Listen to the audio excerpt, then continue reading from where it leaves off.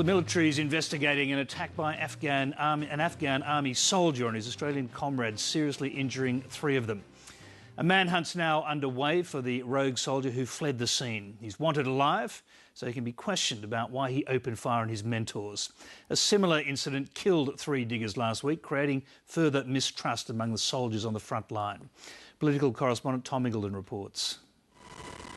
The attack caught the Australians at forward patrol base Barsa by surprise. So we're there without their armour and so forth. They would have just been in a rest sort of period and when the incident occurred. The Afghan National Army soldier fired on them with an automatic rifle and a grenade launcher. He was one of the 7,000 Afghan Security Force personnel Australian troops are training. 2 Afghan soldiers were also wounded in the attack. Could be personal grievance, could be religious ideology. Don't know.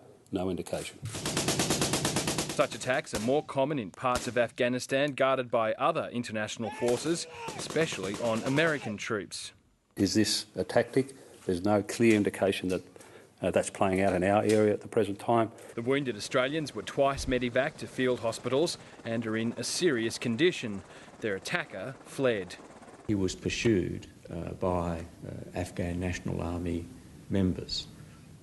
Again, reinforcing the point that when these terrible events occur, more often than not, they come as a deep shock to Afghans as they do to Australians. But he escaped the scene in an Afghan army vehicle. Australian soldiers in the Charmistan Valley area made moves to drive after him. That would have confused the intelligence picture with our overhead imagery, UAVs, so we stopped that from happening. General Hurley's only just returned from Afghanistan, where he spoke to the rank and file following the deaths of 3 of their comrades in a similar attack last week. Our soldiers know that the ANA must be trained, and I know that they are determined to do so. The Prime Minister's worried whether that's being shared on the home front. These incidents do corrode trust. I think that's obvious. As distressing as these incidents are, as dreadful as these incidents are, our mission in Afghanistan does need to continue. And she says the sacrifice is worth the cost. Progress is being made in Uruzgan province. Progress is being made to expand security there.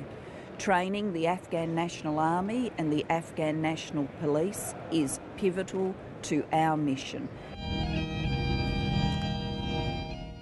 But the costs are going up.